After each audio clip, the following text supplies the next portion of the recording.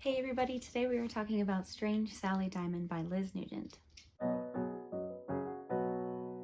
Strange Sally Diamond is the newest from Liz Nugent, and if you know anything about her writing, it is usually filled with some twists and some turns and some very disturbing happenings and events.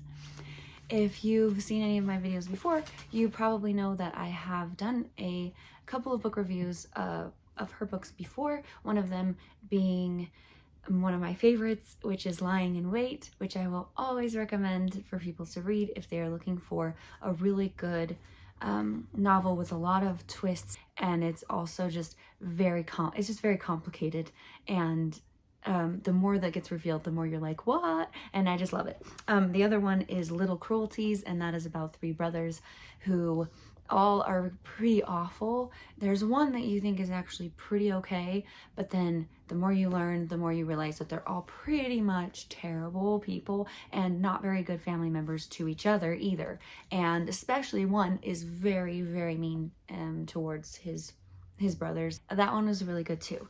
And this one, I was just expecting it to be just amazing as well. And I will say Lying in Wait is still my number one. It's a toss-up between this one and Little Cruelties. They're just very different from each other, so it's really kind of hard to just pick which one would be my next one, because they're great for their own reasons. This one, I will say, has a lot of things that you might not want to read if you are sensitive to certain subjects. There are a few like trigger warnings in here.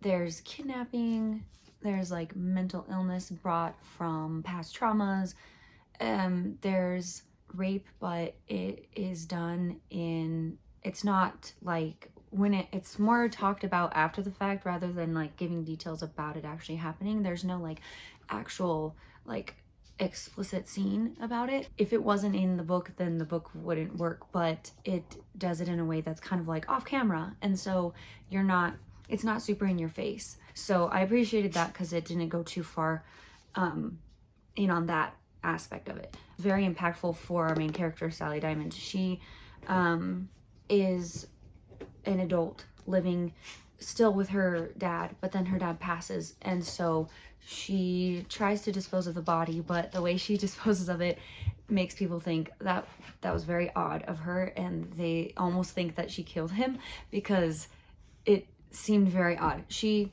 took a joke that he said and took it literally. She has a hard time with understanding jokes and things like that, and when people are serious or not. She doesn't really have the ability to understand that. And so when he's like, when I die, just take me out with the trash. And so she literally took him to their like incinerator they had on the farm, to where they like burn trash and things like that.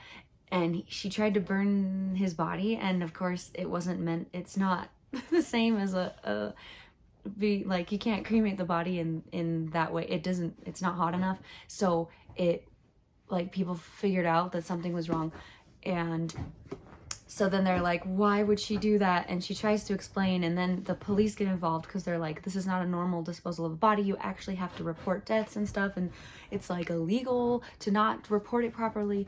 And so she, right away, this happens right at the beginning of the book, so right away you know that she has a hard time with certain things and something's off about her. So the story continues, and we get more details as to why she's like this. She doesn't really remember anything past her like 6th or 7th birthday. She just, like, that part of her life was just like blocked out, and it's because it was very traumatizing for her. And her adoptive parents actually were doctors and were trying to help her in this like hospital, and eventually they ended up adopting her, bringing her home. And the dad was very protective of her and didn't want her to be out in public a lot, and so she was kind of just stayed home a lot, so she didn't learn proper social skills, which is another reason why it was very hard for her to have friends. In this book, she starts to get friends and starts to break out from that pattern of just being alone all the time. Since her dad has passed, she and her mom had died several years back, she doesn't have like company anymore at all, and so she needs to make a change. And so her dad leaves a letter to kind of tell her some things, what she should do and what people in the town she can rely on, and so that she can figure out what to do, that's what's best for her. The story goes on that way. Part 1 is just focused on her and how she's coping with trying to figure out how to live without having her dad like kind of hold her hand through a lot of things.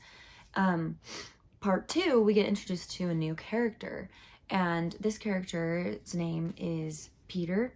When we first get introduced to him, he's a child, and we learn that he is the son of a man who is a kidnapper and also does a lot of other unsavory things, but Peter doesn't know any of this. Peter thinks that he's actually a really good dad. By the time Peter actually puts things together, he starts to be like 12, 13, and he starts realizing that the way he lives is very unusual. It's very secretive. He's homeschooled. He doesn't have like friends. He starts to realize that this is weird and tries to talk to his dad, and his dad says that he has this like disease that he just made up that was like, if any human touches you, you'll immediately die. Like, you have very sensitive skin, so if any germs from another human being that's not related to you like touches you, you'll start to deteriorate and you'll basically die because there's not a cure for this. It's so rare. And so he's afraid to like get friends for the longest time, and he believes his dad, and he's like, there's no reason he would lie. Why would he lie? He's always been a good dad. But eventually he realizes who his dad also is, and this causes a lot of stuff to go down, and we start learning more about the connection between this storyline and Sally Diamond's storyline. And Peter's storyline is set in the past because he starts as a kid, but eventually he gets to being where he's an adult, and it starts to line up with the timeline that we are currently in with Sally. And so it's really, how do these two characters relate? Like, why are they in the same story? And what is it about the stuff we're learning in the past that is connecting to Sally in the current time? And so I feel like the way that this book ended, I was waiting for there to be like this big thing, like this big reveal, kind of like Lying in Wait. And I think I just need to reframe my mindset and think and just know there's never going to be something like Lying in Wait ever again. That was just and like it's never going to happen again. But yeah, so I feel like this book had a little bit less of like a crazy ending or whatever. It was kind of just like, oh man, kind of like the ending was kind of just like not super ideal. But again, that's kind of the point in most of her novels, is like, it's not meant to give you good feelings, really. It's kind of meant to just leave you with like things to ponder about. And so that's kind of what happened here too, but it was less than the feelings you get about like I feel like the other two books might have had more of an impactful ending, and this ending was just kind of like, okay, here's the ending. But I was very intrigued, interested, curious of what was going to happen next. I really did like reading the sections about Peter. I actually feel like it kind of shifted into being more about Peter than Sally, even though she's the star of our book, it would seem. But I feel like I was often finding myself more like wondering about what was going to happen with Peter's storyline, and when it started to come into play where their storylines start to align, I feel like I was a little bit more drawn to his part of the story rather than Sally's. But anyways, have you read this? Have you read anything from Liz Nugent? And what do you think in comparison? I'd love to hear what your thoughts are if you have read this. I think she's one of the authors that I would probably consider one of my favorite authors. So yeah, thank you so much for watching. I appreciate you, and I will see you in the next one. Bye.